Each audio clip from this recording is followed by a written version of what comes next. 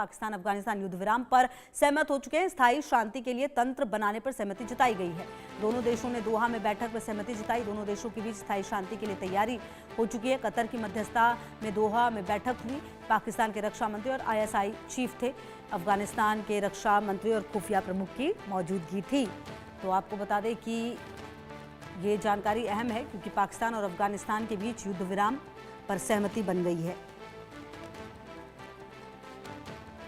तो आपको बता दें कि ये जो पूरा प्रकरण अगर आप समझे, जिस तरीके से इसकी शुरुआत हुई और जिस तरीके से यहाँ पर लोगों की जान गई, निर्दोष लोगों की, अब ये जानकारी जहाँ पर तत्काल सीजफायर पर सहमति हो चुकी है। पाकिस्तान और अफगानिस्तान ने 9 अक्टूबर से जारी संघर्ष को रोकने के लिए शनिवार को तत्काल सीजफायर पर सहमति जताई। इसका ऐलान कतर के विदेश मंत्री ने बयान जारी कर किया। बयान के मुताबिक कतर और टर्की की मध्यस्थता में दोहा में पाकिस्तान और अफगानिस्तान के बीच बातचीत हुई। दोनों पक्ष ने तत्काल सीजफायर लागू करने पर सहमति जताई। साथ ही सीमा पर स्थायी शांति और स्थिरता लाने की व्यवस्था बनाने पर भी बात हुई है। बयान में कहा गया दोनों देशों ने अगले कुछ दिनों में फॉलोअप मीटिंग करने पर भी सहमति जताई ताकि संघर्ष विराम को टिकाऊ बनाया जा सके। कतर ने इस समझौते को एक बड़ी कूटनीतिक सफलता बताया और उम्मीद जताई कि इससे पाकिस्तान अफगानिस्तान सीमा पर तनाव कम होगा और क्षेत्र में स्थायी शांति की नींव पड़ेगी। आपको बता दें कि पाकिस्तान ने शुक्रवार को अफगानिस्तान के पकीता प्रांत में एयर स्ट्राइक की, इसमें 17 लोगों की जान गई थी। 3 अफगान क्रिकेटर भी शामिल थे इसमें। स्थानीय मीडिया रिपोर्ट्स ने यह भी बताया कि ये हमले उर्गुन और बरमल जिलों के रिहायशी इलाकों में हुए। इससे पहले दोनों देशों के बीच 15 अक्टूबर बुधवार को 48 घंटे का सीजफायर भी हुआ था। और अजय हमारे सहयोगी ज़्यादा जानकारी के लिए इसी खबर पर हमारे साथ। अजय, देखिए फाइनली ऐसा लग रहा है कि ये जो शांति के लिए सहमति है वो बनी है, लेकिन क्या लगता है जो देश, पाकिस्तान जैसा देश जो सीजफायर खत्म भी नहीं हुआ था और कुछ घंटे पहले ही अफगानिस्तान के रिहायशी इलाकों में हमला कर सकता है, वो ये क्या मानेगा ये जो सीजफायर, जो युद्ध विराम पर सहमति बनी है? देखिए, सबसे ज्यादा चिंताएं इसी चीज को लेकर हैं कि पाकिस्तान ने पहले भी सीजफायर हुआ था, उसके बाद युद्ध विराम का उल्लंघन किया, और अगर एक बार फिर से इस बात पर सहमति बनी है तो ये कब तक रहेगा।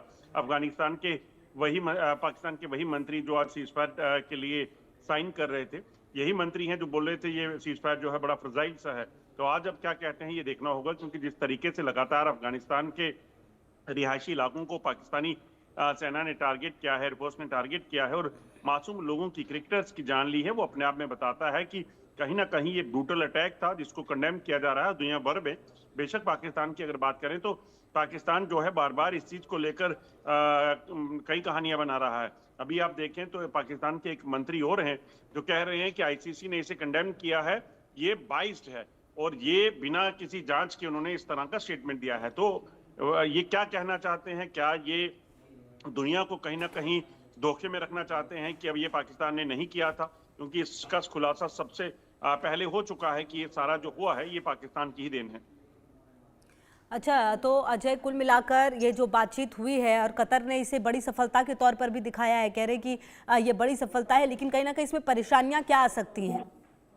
देखिए, सबसे बड़ी परेशानी यही है कि अफगानिस्तान पर जो हमला हुआ है उसके बाद अगर TTP वापिस से पाकिस्तान में हमले करती है, तहरीके तालिबान पाकिस्तान वो संगठन है जो पाकिस्तान का है, और पाकिस्तान में ही वो लगातार पाकिस्तानी सेना के खिलाफ जो है वो हमलावर हैं, और वो अगर हमले अपने तेज करेगा तो फिर अफगानिस्तान जो है फिर अफगानिस्तान पर पाकिस्तान हमला करेगा। क्योंकि पाकिस्तान ने तो पहले ही कहा कि हमें पता है कि TTP के जो लीडर हैं वो अफगानिस्तान में रहते हैं, इसलिए हम उन्हें टारगेट करेंगे, चाहे इसमें सिविलियंस मरते हैं, कोई मरता है, हमें इससे कोई फर्क नहीं पड़ता। तो यकीनन एक आप देखें तो ये बहुत ज्यादा लंबी देर के लिए जो है वो सीजफायर नहीं कहा जा सकता।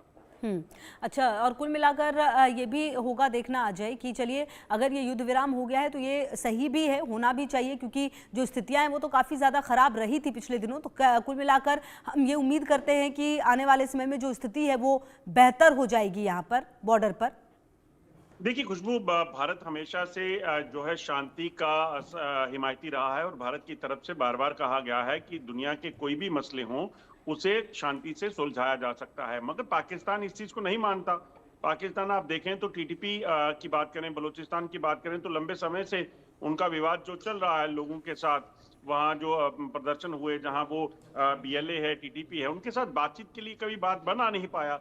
और पाकिस्तान मीडिएशन करना चाहता है तो उन मुद्दों पे मीडिएशन करे जिनसे उसे जो अंतरिम हालात हैं उसके वो ठीक हो सके। पाकिस्तान उसको नहीं करेगा, और पाकिस्तान, एक बार फिर आपको बता देता हूं, आप इस चीज को समझ लीजिए कि किसी भी तरीके से अगर टीटीपी फिर से हमला पाकिस्तान पर करती है, कोई बड़ा नुकसान करती है, जो कि होना है, क्योंकि वो लोग जो है वो पाकिस्तानी सेना के खिलाफ हैं और पाकिस्तान के अंदरूनी हालात जो हैं वो उन्होंने खुद खराब किए हैं।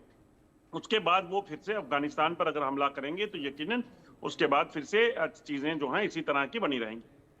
ठीक है, बिल्कुल। और कहीं ना कहीं अजय, अब ये देखना होगा कि जो पाकिस्तान, जिस पर बिल्कुल भी भरोसा किया नहीं जा सकता, क्योंकि आप देखिए अजय, सबसे बड़ी बात तो ये है कि इस युद्ध के दौरान उसने रिहायशी इलाकों तक को नहीं छोड़ा। पाकिस्तान की जो नीयत है वो तो इसी से नजर आती है कि कल जिस तरह का उसका हमला रहा उसमें किस तरीके से लोगों की जान गई, अफगानिस्तान में क्रिकेटर्स की जान गई, तो ये अपने आप में बड़ा सवाल था।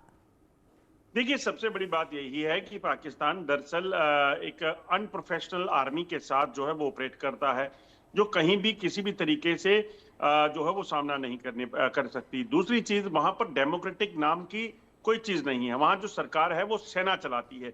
सेना को जो पपेट पसंद आता है उसे वहां पे मुखिया बना दिया जाता है, और यही चीज हुई थी पहले इमरान खान। जब इमरान खान के साथ हालात बिगड़ी तो उसके बाद वहां पर नई सरकार जो है वो शहबाज शरीफ की आ गई। जब शहबाज शरीफ की सरकार आई तो उसके साथ आप देखें तो जो सेना करना चाहती है वो करती है। पाकिस्तान में आतंकवाद जो चल रहा था उसे लगातार भारत में एक्सपोर्ट करने का काम उन्होंने किया। जब भारत ने कार्रवाई की तो वहां पर सेना जो है वो रिहायशी इलाकों को निशाना बनाना शुरू हो गई, और जब उसमें भी पाकिस्तान की सेना का बुरा हाल हुआ तो जो सरकार वहां पे थी, क्योंकि पपेट सरकार थी, और उस पपेट सरकार ने आर्मी चीफ को air chief marshal field marshal बना दिया। उसके बाद अमेरिका के साथ जब बातचीत का सिलसिला शुरू हुआ, आपने कभी देखा है कि जो डेमोक्रेटिक इलेक्टेड गवर्नमेंट्स होती हैं उनके बजाय अमेरिका के राष्ट्रपति से जाकर जो है वो आर्मी चीफ मिले? तो ये सारी चीजें बताती हैं कि वहां सेना ही सब कुछ है। ठीक है अजय।